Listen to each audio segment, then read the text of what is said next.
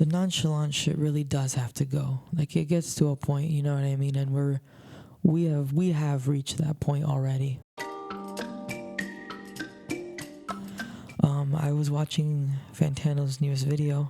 It's a pretty good video where he talks about his theory that if Tyler the Creator or an artist like Tyler the Creator was starting out now, they wouldn't make it, you know, in the hip hop underground or just general underground music, because their music would be deemed too like try hard, like it would have too much effort, it would have too much character, too much personality.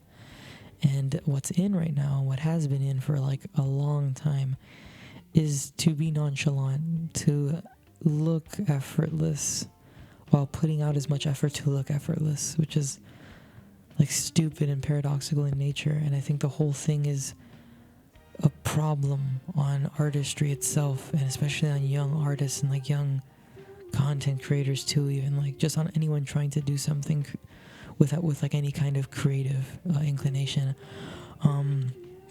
And I think he's right, you know.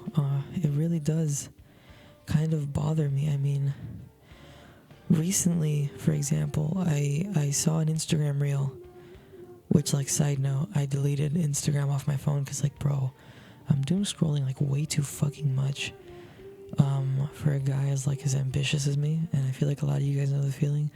But the thing is, I was like, well, I have to promote these videos, and I usually put them on like my Instagram story or something, on like my TikTok or whatever the fuck. So I was like, oh, I'll just do that on browser, and Instagram doesn't have stories on browser, at least as of now. So I had to re-download Instagram, but then turn off notifications and like put it in like a banished zone on my phone where like it's the only app there, so that way I just forget it's there. The point is, I saw an Instagram reel that had like 300 likes when I first saw it, and the comment that the guy had like pinned was like, bro did this for like 500 likes or something. Like, it put it kind of like very dismissive, like, bro did this for like 500 fucking likes.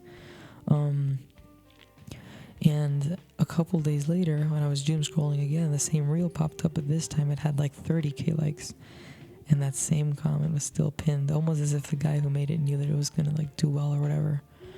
And it made me think, low-key, like, when the guy commented that, did he just think that like, well, this is stupid and no one's gonna like it, like, you're doing this for nothing? And now that the video has like 30, 40, however much it might even have now, like 100k likes, is whatever he did validated now? You know what I mean? Like, after a certain amount of approvals, people just think something's cool. And I think people kind of experience what that is, which is like, I call like cringe by proxy, where it's like, well, this isn't cringe. I don't think it's cringe. But if too little people think it's not cringe, then it's cringe, so I can't associate with it. But now if a couple thousand, a couple million, whatever, people think it's cool, no, it's cool because a bunch of people said so.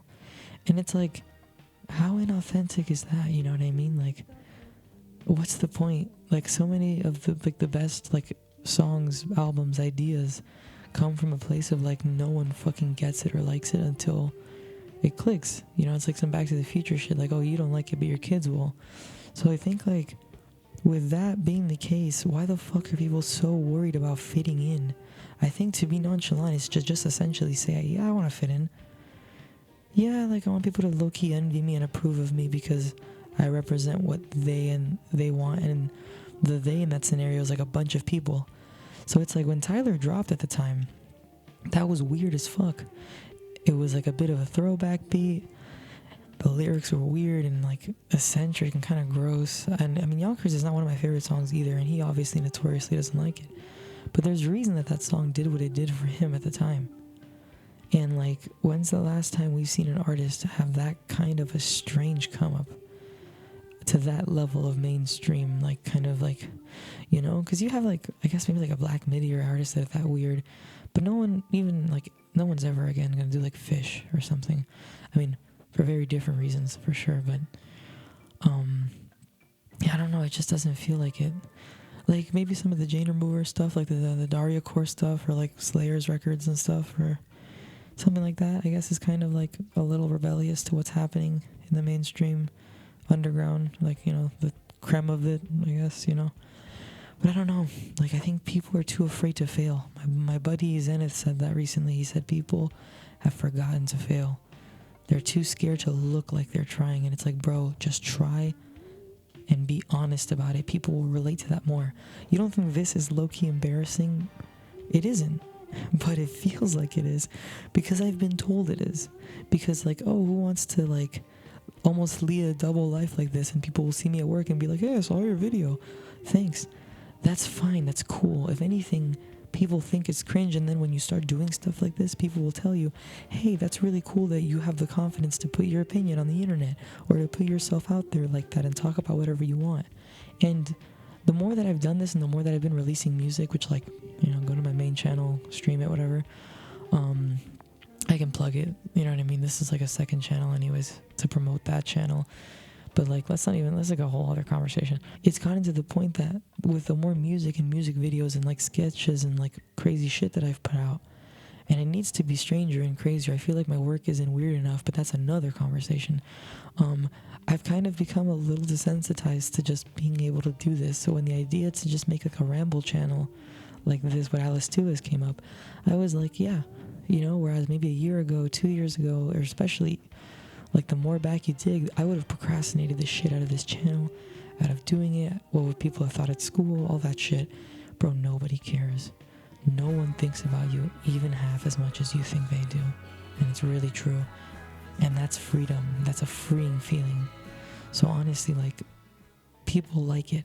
People want to do it, but they think nobody wants to see it, so they don't do it. But everybody wants to see it. Everybody wants to see this. Everybody wants to feel like they know you. People love that sort of thing. People love to relate to a story, and no one relates to being nonchalant. And that's why it's gotta go. Because it's not relatable. Because everyone fucking cares. You can imagine the people that are so nonchalant care so much about looking nonchalant. It's the most performative bullshit ever. So stop doing it. And if you're an artist, if you're a creative, if you're a content creator, whatever the hell you do not be afraid to care. It's so over. Caring is never going to go out of style. I promise you that with my life. Caring is beautiful. It is what makes this worth it. It's what makes art what it is, because people fight for what they believe. Because all art is political. And because to be yourself is an act of defiance against the status quo, and it is that deep. Don't let anybody tell you it isn't. Live your life like it is that deep, because it is. Be yourself.